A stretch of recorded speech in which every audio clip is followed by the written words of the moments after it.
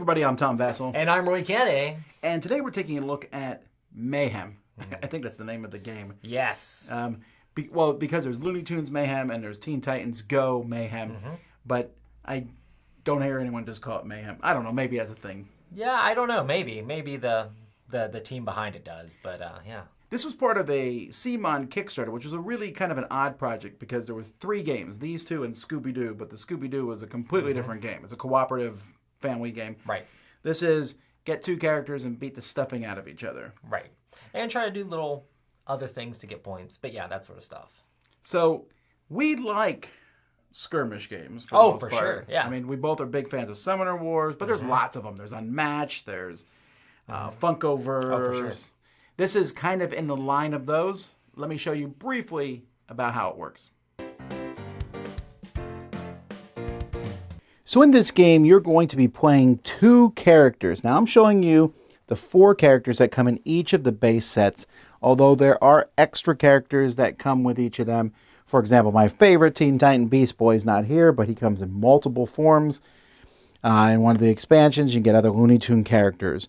But in the base sets, you have Tasmanian Devil, Daffy Duck, Bugs Bunny, Elmer Fudd, Cyborg, Robin, Starfire, and Raven. Each of them comes with a character, and they did a really good job. These are completely pre-painted, so you can see that they're already finished, each of them. They're also really solid. I think you could throw these at the wall. The Looney Tune characters come with 2 different sides that you can pick from. These cards, the other ones do not. Each of them has special abilities, things that they can do, 2 special abilities, and kind of another single special ability. Like once per game, Elmer Fudd can set the Mayhem die to any value. You have a certain number of hit points, and basically that's what you're going to do. You're going to pick 2 characters. You'll notice there are white and black bases to differentiate between the teams. Characters are going to be moving around a map, and I have a mix of the 2 different maps here. Some of the ones are from Looney Tunes, and some of them are from the Teen Titans. You can probably tell which one is which. And there's spots here for different characters to move on to. You'll be putting them on the board on your side that you come out of, and then moving them around. And you're trying to get 5 victory points. The first team to get 5 victory points is the winner. So the Looney Tunes get victory points, or if you're playing with these locations, you get victory points off those locations. The Teen Titans have these cards, and you simply need to accomplish that. So when you reveal this, your opponent can swap 2 empty locations, and when you do this mission, KO an opposing character to get a victory point as a reward. So these all cards are worth victory points.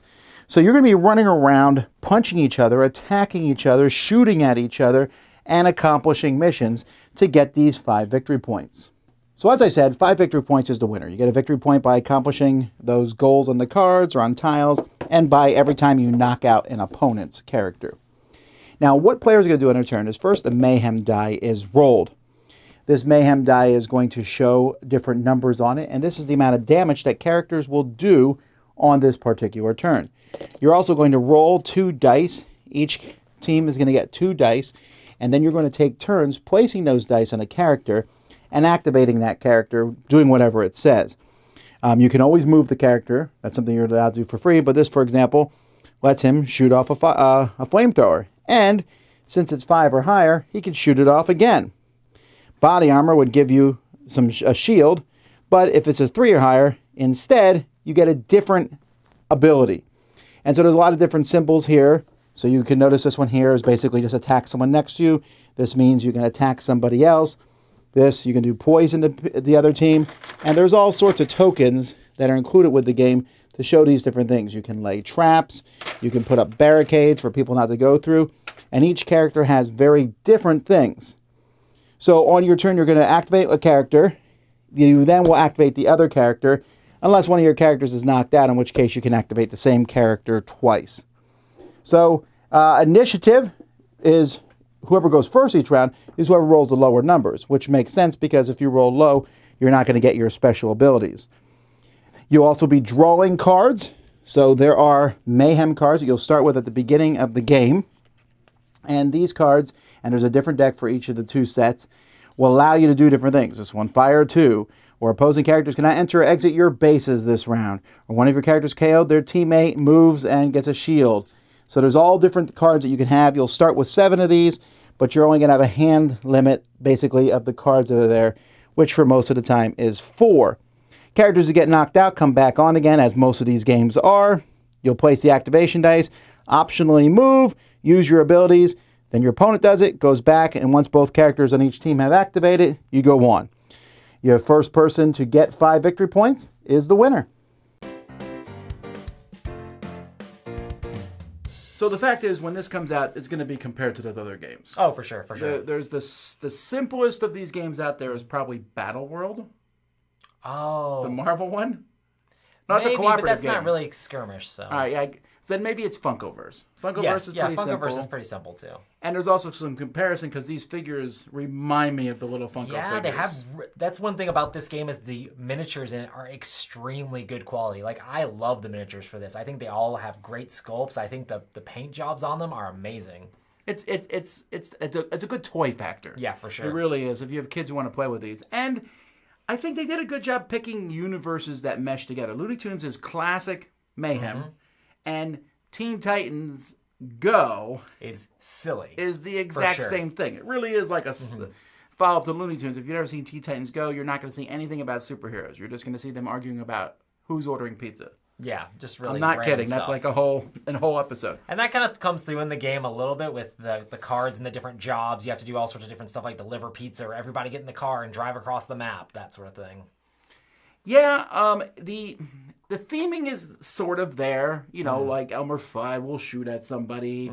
The Cyborg is trying to do his stuff, and I don't know. I mean, it works because again, it's silly.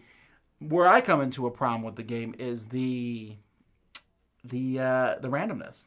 Yeah, it's very random as far as like the way that the job cards come out in the Teen Titan Go one, and then just the dice rolling in general in both of the games. It's just like you can just be in the right situation to just get points for free and easy, where someone else is on a completely opposite of that, and they have to like go out and kill another character or just have to work really, really hard just to get 1 point. And like you said, in the Looney Tunes ones, there's even a space where you just roll a die until you get a point. Yeah, and also there's the dice roll themselves. So you roll low. So what is your benefit for rolling low? Nothing.